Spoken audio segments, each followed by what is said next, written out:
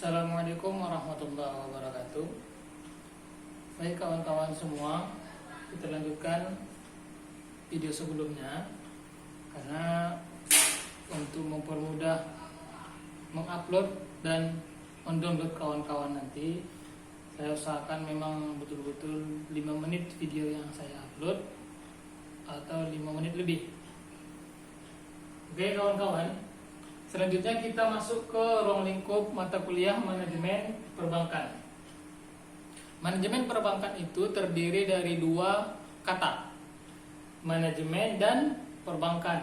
Kalau kita mengatakan, kalau kita membahas, kalau kita menguraikan apa yang namanya dengan manajemen, kita tidak akan bisa pernah lepas yang namanya dengan 4 huruf, yaitu 4 huruf P, O, A, C, atau langsung kita bacakan dengan POA.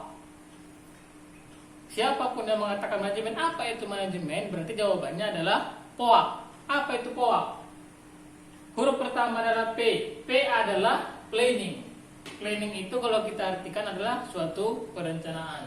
Yang kedua adalah O. O adalah organizing. Setelah tadi direncanakan, selanjutnya kita akan mengelompok-ngelompokkan bagaimana cara kerjanya. Setelah direncanakan, kemudian supaya tidak hanya sebatas direncanakan, selanjutnya kita susun bagaimana cara mengerjakannya. Setelah PO, kemudian ada huruf A. A itu adalah actuating. Actuating itu adalah lakukan, kerjakan dia.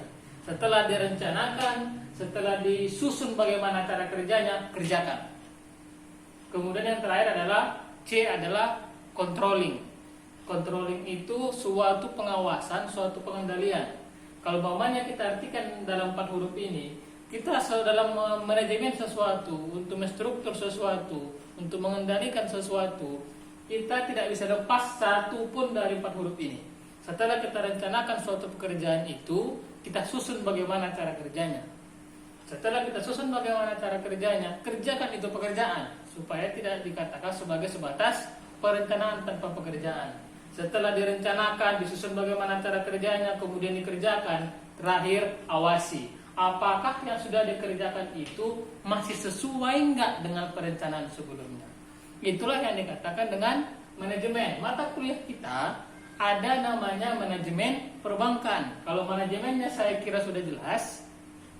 Perbankan itu apa? Perbankan itulah suatu lembaga, suatu perusahaan yang dimana tugasnya menghimpun dana dari masyarakat, menghimpun dana dari masyarakat, kemudian dana yang sudah dapat dari masyarakat itu disalurkan kembali kepada masyarakat itu juga.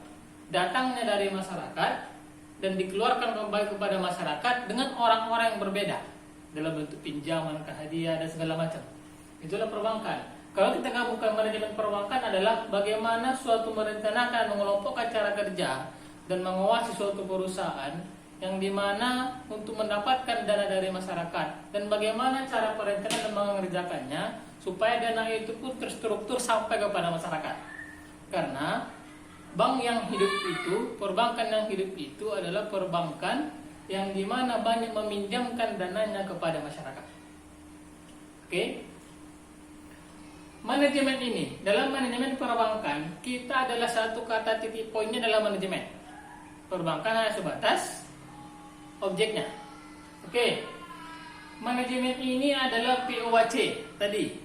POAC itu tidak akan bisa terselenggara, tidak akan bisa sukses apabila tidak ada satu orang yang memimpinnya. Sesuai dengan sunnah, apabila ada orang-orang yang berkumpul, minimal 3 orang lah dulu kita bilang. Apabila 3 orang berjalan di antara kamu, sunnahnya tunjuklah satu orang di antara yang 3 itu menjadi seorang pemimpin.